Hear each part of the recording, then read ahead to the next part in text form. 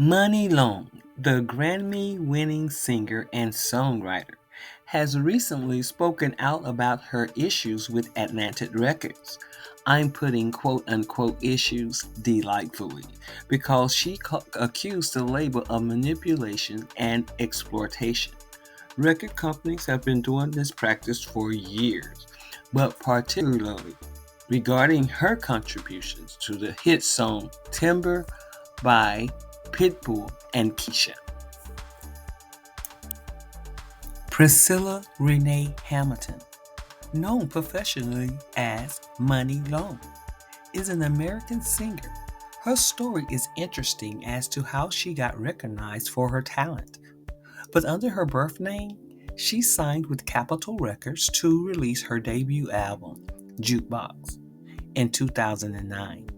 She then spent the following decade co-writing songs for other artists, namely the singers Promise This by Cheryl, California King Beg by Rihanna, and for many other artists.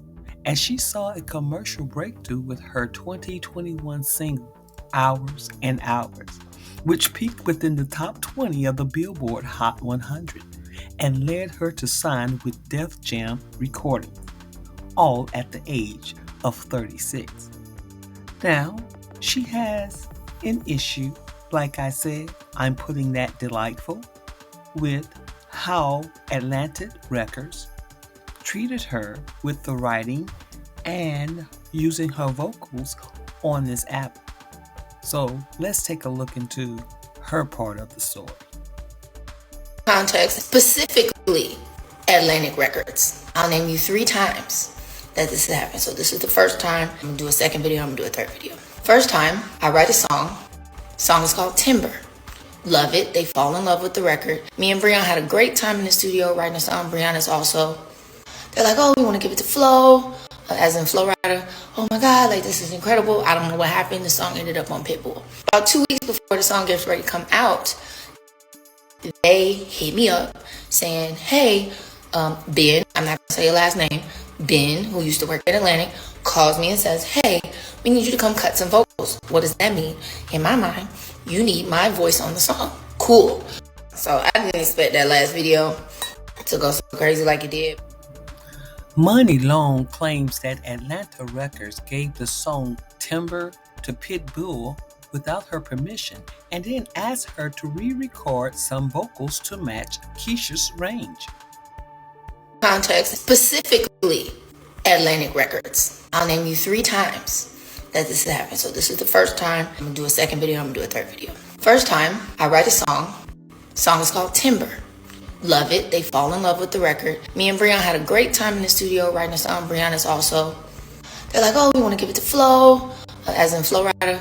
Oh my God, like this is incredible. I don't know what happened. The song ended up on Pitbull. About 2 weeks before the song gets ready to come out, they hit me up saying, hey, Ben, I'm not gonna say your last name, Ben, who used to work at Atlantic, calls me and says, hey, we need you to come cut some vocals. What does that mean? In my mind, you need my voice on the song. Cool. So I specifically Atlantic Records. Look that way, but you want to feel this way. Nah, player. I didn't get paid, among other things on the business side that just were not handled properly. Not to mention, later on, there's a copyright claim on the song. Said artist's mother was trying to get publishing on the song, and she didn't write it. Not one word. Yeah, song came out. The rest is history. The only reason why I was even in the studio because my Karen bought me flowers and sent me on vacation, because that's the only way that he could get me to show up, because they always do stuff like this specifically. I haven't said anything, so I go and I'm hearing somebody else's vocals on my song. I'm like, what is this? I'm hearing this part. Woo. When I wrote it, I said, whoa. Where the woo came from?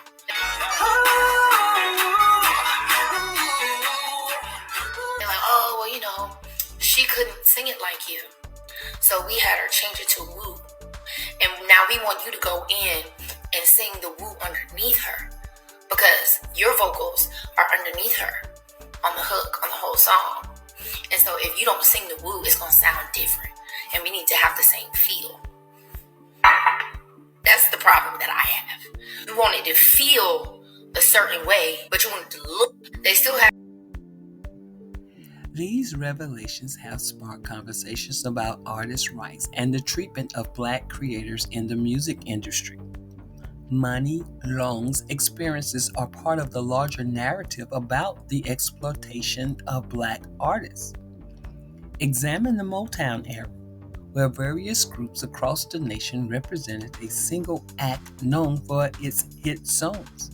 I mention this not to glorify the practices, as they exemplify exploitation. However, not today. If partnering with a major music label is the path you wish to take in the music industry, I can see how strong representation could be advantageous.